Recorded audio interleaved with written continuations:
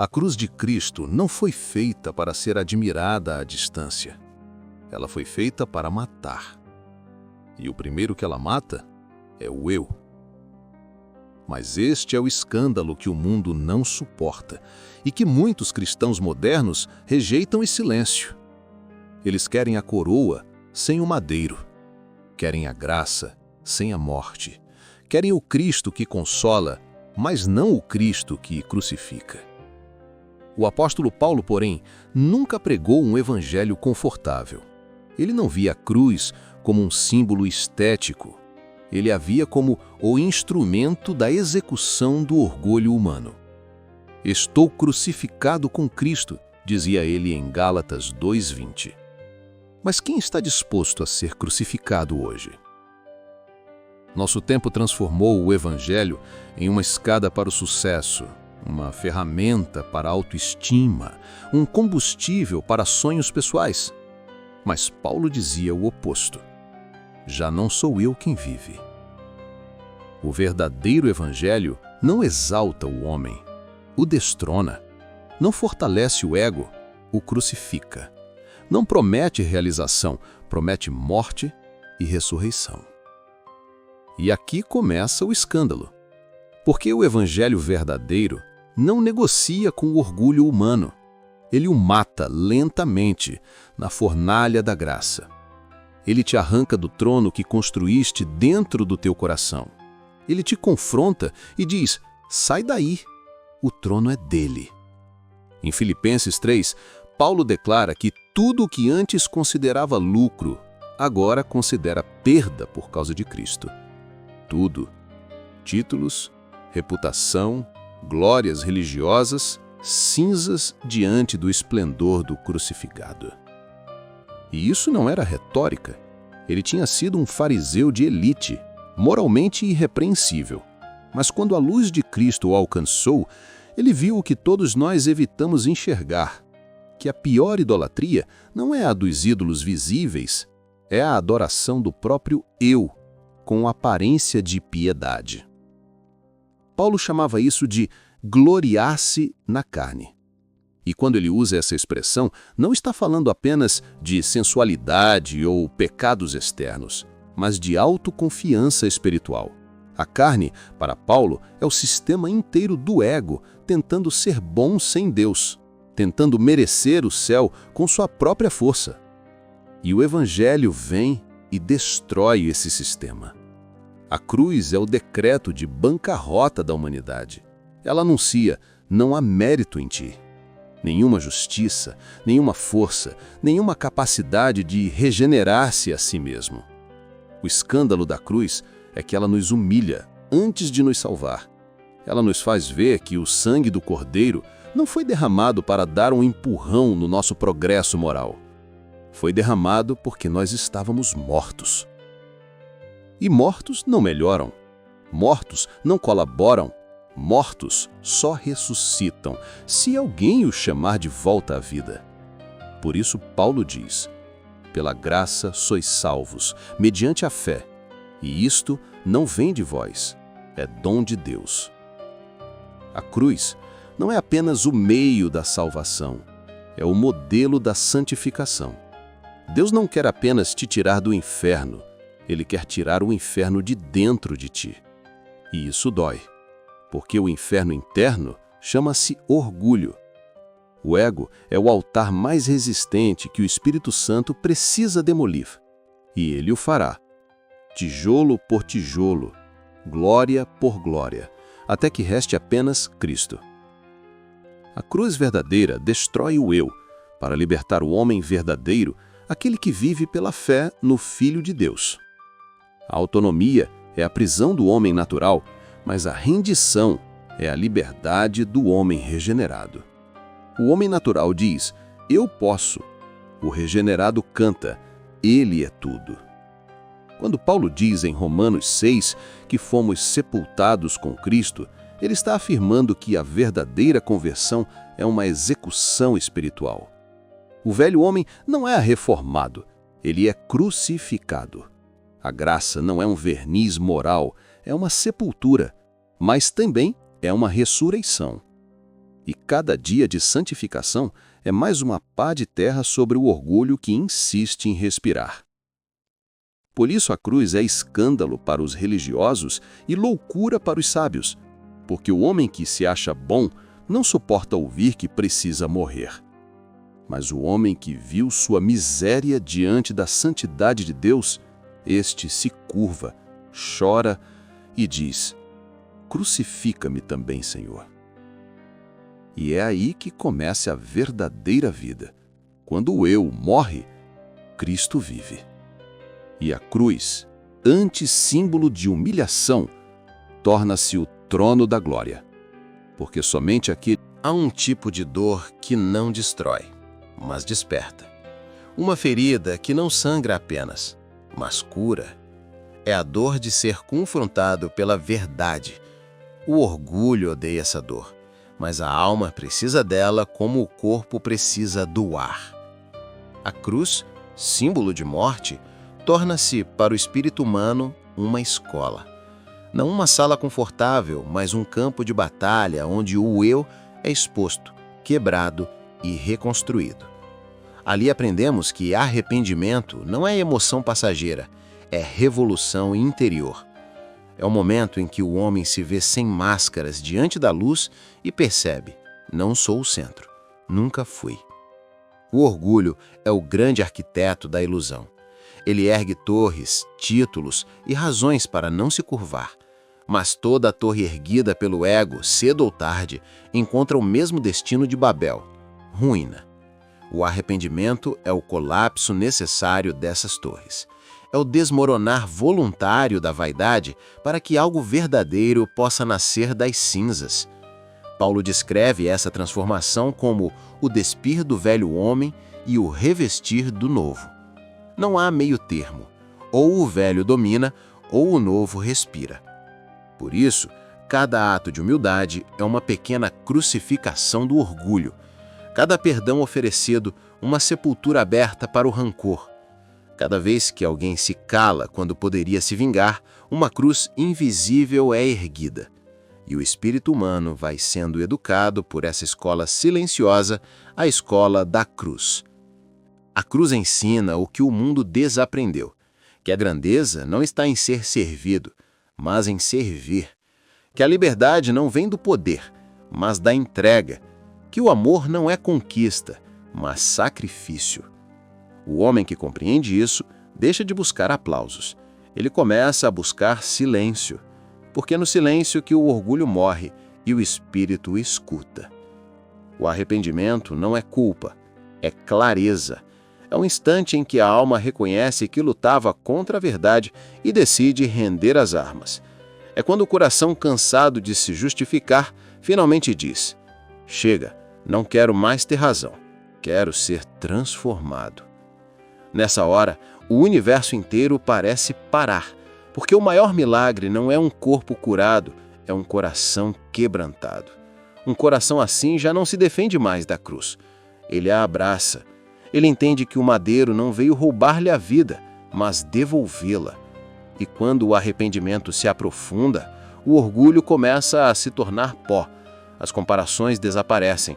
A alma aprende a andar descalça diante da eternidade. Ela deixa de medir o mundo em termos de sucesso e fracasso e passa a enxergar em termos de fidelidade e verdade. A cruz, então, deixa de ser símbolo de punição, torna-se o altar da libertação. A escola da cruz não oferece diplomas, mas cicatrizes. E cada cicatriz carrega uma lição, que o amor é maior que o ego, que a humildade é mais forte que o orgulho, que o perdão é mais poderoso que a vingança. Essas lições são escritas não em papel, mas em carne e alma. São marcas invisíveis que o tempo não apaga, porque foram gravadas com luz e lágrimas. O espírito humano, ao atravessar essa escola, deixa de ser refém da vaidade. Ele passa a compreender que a vida não é sobre vencer, é sobre se render ao que é eterno. E quanto mais se rende, mais livre se torna. Porque toda rendição verdadeira é um ato de amor, e todo amor verdadeiro é um reflexo do divino. Por isso, o arrependimento é o começo de toda sabedoria. Ele abre os olhos, purifica os lábios e realinha o coração. Ele não é o fim da jornada, é o portal para ela. E do outro lado, a cruz aguarda não mais como inimiga, mas como amiga. Ali o espírito aprende que morrer para o orgulho é nascer para a plenitude. E nesse morrer contínuo, o humano descobre o que sempre buscou, a paz que não depende do eu, mas de algo infinitamente maior. A força humana é uma miragem. Ela brilha por um instante e desaparece no deserto da alma. Desde o princípio, o homem quis ser forte. Construiu impérios, ergueu muralhas, escreveu leis, criou sistemas para não depender de ninguém. Mas no silêncio entre uma conquista e outra, a alma ainda sussurra. E se tudo isso desabar, o que resta de mim? Foi nesse ponto que o apóstolo Paulo entendeu o paradoxo da graça. Ele descobriu que a força verdadeira não nasce do domínio, mas da dependência.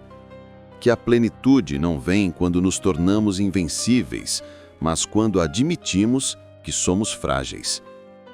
Em uma de suas cartas, ele disse: "Quando sou fraco, então é que sou forte." Essas palavras não são um consolo, são uma revolução. A fraqueza, no olhar humano, é derrota, mas na lógica da eternidade, ela é o portal da transformação. Quando tudo o que sustentava o orgulho desaba, o espírito encontra solo fértil para florescer, porque só quem reconhece suas rachaduras pode ser preenchido pela graça. A autossuficiência fecha as portas do milagre. A dependência as escancara. Há momentos em que a vida arranca nossas certezas, uma a uma, e ficamos de joelhos, sem resposta, sem rumo, sem força. Esses instantes não são castigo, são convite. É ali que a graça sussurra: agora posso começar. Enquanto o eu se esforça para controlar tudo, o espírito se cansa. Mas quando o eu finalmente se rende, o impossível começa a acontecer. Paulo aprendeu isso no deserto das suas próprias limitações. Ele orou para que sua dor fosse removida, mas a resposta que ouviu foi: "A minha graça te basta." Essas palavras são o coração da fé. A graça não elimina o espinho, mas transforma o espinho em mestre. O sofrimento não é o fim, é o instrumento que revela onde a graça quer agir. A fraqueza se torna o palco onde a força divina se manifesta. E é aí que a alma descobre algo que o mundo nunca compreenderá, que o poder mais alto não se impõe, se oferece. Que a vitória mais profunda não é sobre os outros, mas sobre si mesmo. Que o verdadeiro herói não é o que vence, mas o que se entrega. A graça reescreve a lógica da existência. Ela transforma perda em ganho, deserto em jardim, lágrimas em fonte. Ela é o sopro que levanta o que caiu e dá sentido ao que o mundo chama de fracasso. Mas para experimentar esse poder, é preciso desistir de ser o centro. É preciso aceitar que a alma humana, por mais nobre que pareça, é pó sustentado pela misericórdia. A fraqueza se torna santa quando se rende. O coração se torna forte quando confessa: "Eu não consigo sozinho." E é aí que a luz penetra, não pela fachada da força, mas pelas rachaduras da fragilidade. A graça é paciente. Não grita, não invade. Ela espera até que o orgulho ceda. E quando o homem, cansado de lutar contra o vento, finalmente solta as rédeas, descobre que nunca foi a própria força que o sustentou, mas uma mão invisível, fiel e silenciosa. A fraqueza, então, já não é vergonha. É altar. É lugar sagrado onde o espírito humano aprende a descansar. E o que parecia o fim torna-se o início de uma nova forma de vida. Uma vida movida não pela ambição, mas pela confiança. Não pela conquista, mas pela rendição. Não pela glória, mas pela graça. A força humana é como fogo, queima e se apaga. A força da graça é como luz, ilumina e permanece. E todo aquele que aprende a habitar nessa luz entende o segredo que Paulo descobriu, que não é preciso ser grande para ser completo. Basta ser verdadeiro diante da própria fraqueza, porque ali, onde o eu desiste de lutar, o infinito começa a agir. A alma que foi tocada pela graça não pode permanecer imóvel. Ela sente um impulso silencioso para crescer, para deixar para trás as sombras que antes pareciam abrigo. Esse impulso tem um nome antigo e esquecido: santidade. Ser santo não é ser impecável, é ser separado. Separado do ruído, das máscaras, do orgulho que corrompe até os gestos mais belos. É a escolha diária de viver além do próprio reflexo, de buscar o que é verdadeiro quando o mundo clama por aparências. Paulo descrevia essa jornada como uma corrida, não para provar valor, mas para alcançar aquilo que já o havia alcançado. Ele corria não por medo de perder, mas por gratidão por ter sido encontrado. E é isso que a santidade faz. Transforma a obediência em resposta amorosa e não em obrigação. Mas viver além do eu exige desapego, porque o ego adora segurar o que já devia ter sido entregue. A santidade começa quando o coração aprende a abrir as mãos. Abrir mão do controle, da glória, das comparações, das pequenas recompensas. E quando as mãos se esvaziam, a alma finalmente pode receber. Ser santo é caminhar com leveza em um mundo pesado. É resistir ao impulso de reagir com violência, escolher a bondade mesmo quando ninguém está olhando. É olhar para o outro sem filtros de utilidade e enxergar o reflexo do mesmo sopro que nos deu vida. Paulo chamava isso de andar no espírito. Não é misticismo, é consciência desperta. É perceber que cada escolha molda o lisível dentro de nós. Cada pensamento guardado, cada palavra dita, cada gesto oculto, tudo grava marcas na alma. E a santidade é o cuidado com essas marcas. O chamado à santidade é o chamado à integridade, não perfeição, mas coerência. Que o exterior corresponda ao interior, que a palavra combine com o coração, que o gesto nasça da verdade e não da conveniência. Ser santo é viver diante do invisível como se o invisível fosse o único público que importa. Mas o caminho da santidade também é um campo de guerra, não contra os outros, mas contra o velho eu que insiste em ressuscitar. Ele sussurra: ser igual aos demais, busca o aplauso, vence pela aparência. E o Espírito responde: não preciso provar o que já fui chamado a ser. A santidade é essa resistência silenciosa, o grito interior que recusa o retorno ao vazio. Ela cresce nas pequenas decisões, não nos grandes gestos. Na honestidade quando ninguém observa, no perdão que custa caro, na escolha de permanecer puro em um mundo corrompido pela pressa. É ali, nas decisões invisíveis, que o invisível se manifesta. E quando a alma persevera nesse caminho, algo muda no olhar. O mundo continua o mesmo, mas a percepção se transforma. A luz se torna mais nítida, o mal mais evidente e o coração mais sensível àquilo que é eterno. Essa sensibilidade é o fruto da santidade, um estado em que o espírito humano começa a ver como o Criador vê, com justiça e compaixão entrelaçadas. No fim, viver além do eu não é fuga do mundo, mas retorno à sua essência. É descobrir que o verdadeiro poder não está em dominar, mas em servir, não está em impor, mas em amar. A santidade é a revolução mais silenciosa e mais necessária do universo, e quem a abraça deixa rastros de luz onde só havia cinza. Ela é o eco da eternidade dentro do tempo, lembrando a alma humana que foi feita para mais do que sobreviver. Foi feita para refletir o sagrado. Dentro de cada ser humano há um campo de batalha. Não é visível, mas é o mais real de todos. Ali 2 reinos se enfrentam, o do orgulho e o da verdade, o da carne e o do espírito.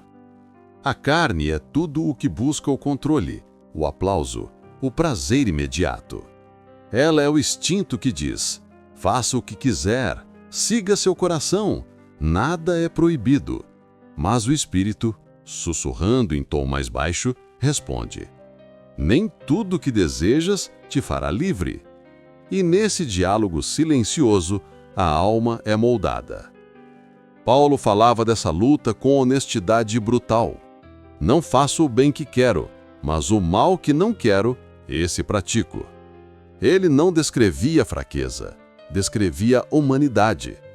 O apóstolo sabia que a santidade não é ausência de conflito, mas a coragem de lutar com o próprio coração todos os dias. Há momentos em que a carne parece vencer, quando o orgulho fala mais alto, quando o ressentimento domina, quando o silêncio é trocado por palavras que ferem. Mas é exatamente nessas horas que o Espírito trabalha em profundidade, fazendo nascer arrependimento onde antes só havia justificativa. Porque o arrependimento é a respiração do Espírito. A luta é constante. A carne quer ser vista, o Espírito quer ser verdadeiro. A carne quer glória, o Espírito quer propósito. A carne busca o imediato, o Espírito busca o eterno. E quanto mais o Espírito cresce, mais o eu se torna pequeno. Este combate não é derrota, é sinal de vida. O coração que ainda luta não está perdido. Somente o coração que se entrega totalmente à indiferença já se rendeu às trevas. O conflito interior é a prova de que a alma ainda é sensível à luz. Paulo chamava isso de andar em novidade de vida. Significa não permitir que o velho padrão decida o presente. Significa resistir, mesmo quando a queda parece inevitável. Significa levantar-se, mesmo quando a culpa tenta sufocar a esperança. Porque o espírito não desiste do que foi chamado a ser. Mas o maior inimigo do espírito não é o pecado, é o orgulho. O pecado pode ser confessado, mas o orgulho se disfarça de virtude. Ele se veste de boas intenções, se esconde em orações vazias, fala palavras corretas com o coração distante. Por isso, o combate interior é, antes de tudo, uma guerra contra a falsidade de si mesmo. Vencer a carne não é negar a humanidade, mas purificá-la. É permitir que cada emoção, desejo e pensamento passem pela fornalha da verdade. O Espírito não elimina o humano, o redime. Ele pega o barro e o transforma em vaso de luz. Mas para isso, o vaso precisa se quebrar primeiro. Há dias em que o espírito se cala e a carne grita, e parece que tudo foi perdido.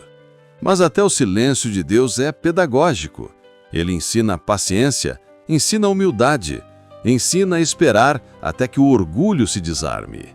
E quando a alma se rende, a voz suave volta a falar, não para acusar, mas para recomeçar. O combate interior é o território onde a graça se manifesta todos os dias. É ali que se prova a fé, não em gestos públicos, mas nas decisões invisíveis. E quem persevera nessa luta aprende que a verdadeira vitória não é vencer o outro, mas ser vencido pela verdade. Porque quando o eu se curva, o espírito se levanta. A carne quer domínio, o espírito quer liberdade. A carne quer reconhecimento, o espírito quer paz. E no fim, é essa paz que prevalece. A paz de quem já não precisa provar nada. A paz de quem entende que o maior triunfo é o coração rendido. E esse é o segredo do combate interior. A guerra termina quando o amor vence por dentro. Chega um ponto na jornada em que a alma entende o mistério. Tudo que foi perdido, quebrado e esvaziado, estava sendo preparado para algo maior. O caminho da cruz, que parecia ruína, era o alicerce da vida nova. O deserto, que parecia castigo, era o solo onde floresceria a eternidade. A glória de Deus não é uma luz distante, é uma presença que habita. Ela não chega com espetáculo, mas com silêncio. Não se impõe, se revela. Paulo chamava isso de Cristo em vós, a esperança da glória. E nesse simples verso está contido todo o segredo da existência. A plenitude não está fora, está dentro. A cruz destruiu o trono do ego para que o amor pudesse reinar. E quando o amor governa, o medo perde domínio. A alma que antes se escondia, agora descansa. Ela já não precisa provar nada, não precisa competir, porque entendeu que ser habitado pelo Eterno é mais do que qualquer triunfo terreno.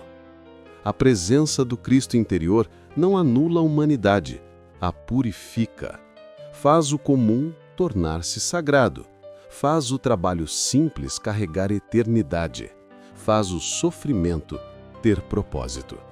É como se cada gesto, cada palavra, cada respiro se tornasse templo. Paulo dizia: já não sou eu quem vive. Mas essa frase não é anulação, é plenitude. Ele não deixou de existir, ele finalmente existiu. Porque quando o eu deixa de ser centro, tudo volta ao seu lugar. A alma se torna harmonia, a vida, adoração silenciosa. A glória de Cristo não é poder terreno, é poder transformador. Ela não constrói impérios, constrói corações.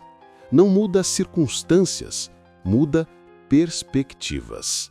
Ela não promete ausência de dor, mas presença constante de sentido.